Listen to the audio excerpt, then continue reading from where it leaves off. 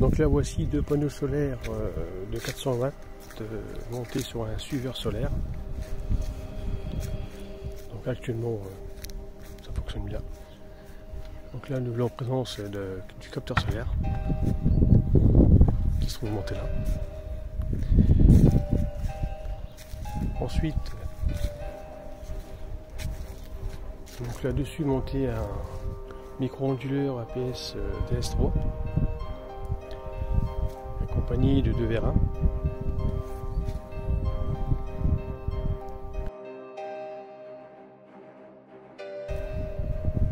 Donc je vous fais une petite vidéo complète pour que vous voyez comment j'ai fait.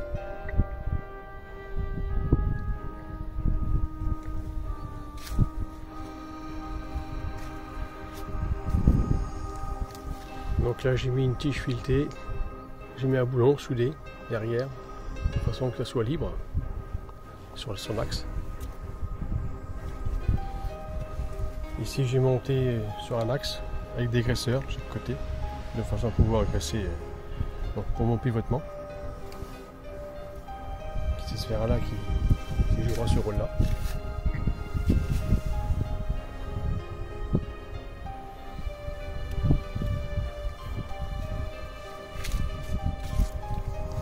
Un plan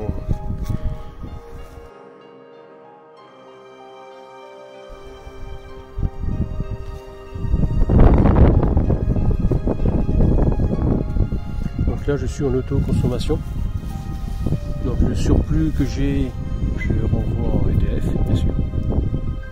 Donc là j'ai le premier boîtier qui se trouve ici, donc là j'ai mis un bouton arrêt marche, dedans j'ai un transformateur 12 volts pour accompagner le petit boîtier qui me permet de gérer la rotation, le suivi solaire.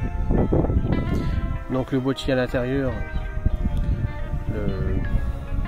le cadran intérieur, bon, il était un peu léger. Du coup j'ai acheté une boîte dérivation sur laquelle que j'ai découpé et que je suis venu recoller un plexiglas de façon à pouvoir voir un œil si c'est toujours en fonction, s'il n'y a pas de souci, et surtout pour le protéger de la pluie. Autrement, je pense qu'en le laissant à l'air libre directement, je n'aurais pas supporté les -9 et -10 qu'on a eu récemment. Donc actuellement ça fonctionne très bien. Vu les intempéries qu'on a eu, le froid et tout, ça n'a pas gêné le fonctionnement. À part que j'ai fait attention au niveau des tiges parce que la condensation se met dessus puis ça commence à geler. Donc le matin je venais avant le soleil entre guillemets, de façon à mettre la main dessus puis à dégeler un petit peu les tiges pour pas que ça force le vérin et ne pas rayer les tiges de vérin. Donc c'est tout, il n'y a eu que ça que j'ai fait. Donc ça c'est mon petit projet que j'ai effectué. Donc deux panneaux de 400 watts, donc rentabilité de 800 watts crête au maximum. Et actuellement là je n'ai pas regardé mais il faut que je regarde, je pense que là je dois tourner environ les 300-400. Le soleil bon il n'est pas super violent mais il est toujours là quand même. Donc effectivement donc là j'ai fait une tranchée. Donc là j'ai passé du câble 2,5 carré. C'est amplement suffisant, je dois avoir environ 20 mètres.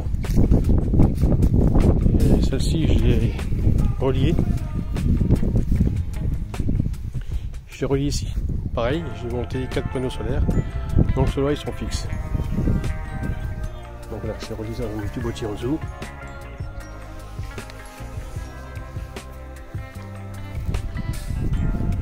Donc là j'ai 4 panneaux solaires qui me développent à 1300 watts crête. Donc actuellement je suis à 2100 au maximum. Donc voilà. Et effectivement on voit bien la différence entre celui qui est suivi solaire et celui qui n'est pas. La rentabilité est quand même pas la même.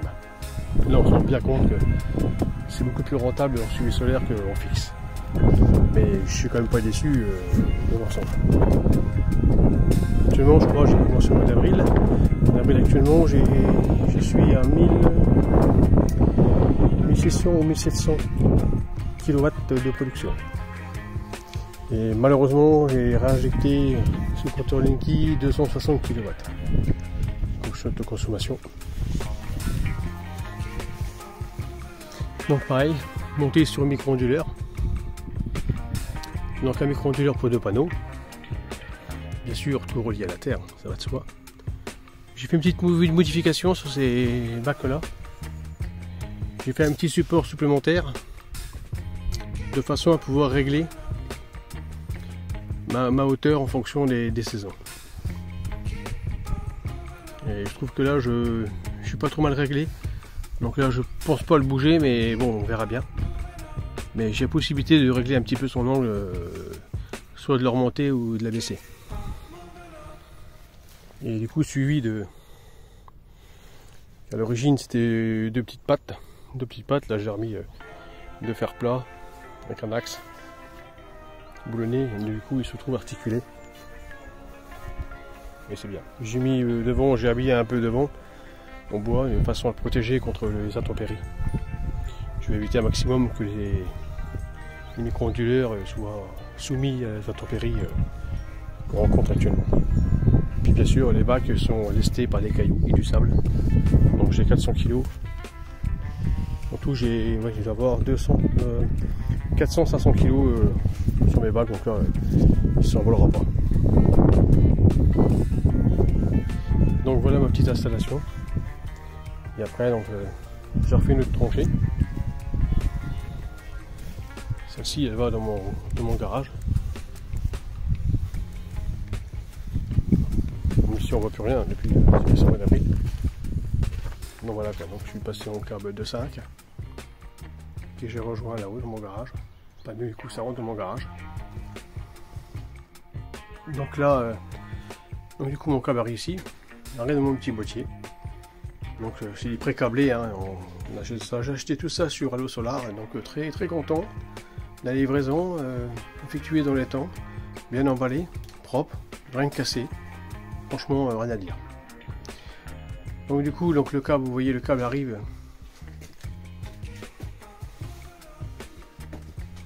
Donc le câble arrive par ici. Donc voilà, donc là j'ai mon 25 ampères, j'ai le parafoudre et le disjoncteur 20 ampères à côté. Donc c'est relié dedans, donc on alimente dedans, on ressort.